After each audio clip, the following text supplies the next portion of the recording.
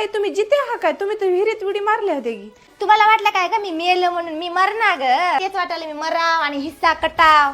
आणि मेलो जरी असलो तरी तुम्ही रात्री आहे का तुमच्या मानावर बसून हिश्श्याची आहे की नाही मागणी करत होतो. आता कशाला आले? सांगतो तुम्हाला काला आलो ते काय आणले? काकडे होता बाबाचे डोळे काढलेत की बोलायला आलो. करायला की मी बाबाचं सगळं चांगलं कराल्या तेवढं वाटत असलं तर घेऊन जा तुम्हीच. मी बाबालाही घेऊन जातो आणि तुमचा हिस्सा बी घेऊन जातो. आता तुम्हाला त्या काळात आहे की नाही 20,000 रुपये हुंडा दिलता आम्ही.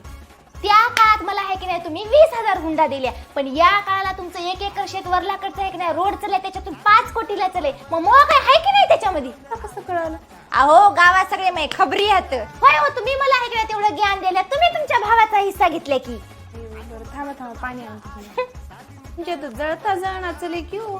अगं मी रोज बातम्या बघतो. कोर्टाने त्या दिल्लीच्या सांगलंय की माझ्या घरी किती बरं राहू दे पण इथं मवा हिस्साच आहे. कुठे गेला मग भित्रा दादा? तुम्ही आल्या म्हणून शेताकडे पळून गेले. आता पळून जाते ग. त्या भाड्याचं लहान कमी केलं नाही त्याला करायची जाणीव आहे काय काहीतरी. तुम्ही इथं नाटक करत बसू नका. जा तुमच्या भावासंग जा तिकडे शेताकडे. शेजार पाजार आहे सगळे बघा. अहो मी काला शेताला जाऊ?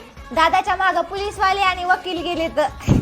माय बाई असं करायचं नव्हतं बरं. तुम्ही बाहेर तोडल्या तुम्ही. मला बाहेर तोडायचं मला बाहेरला यायचंच नाही.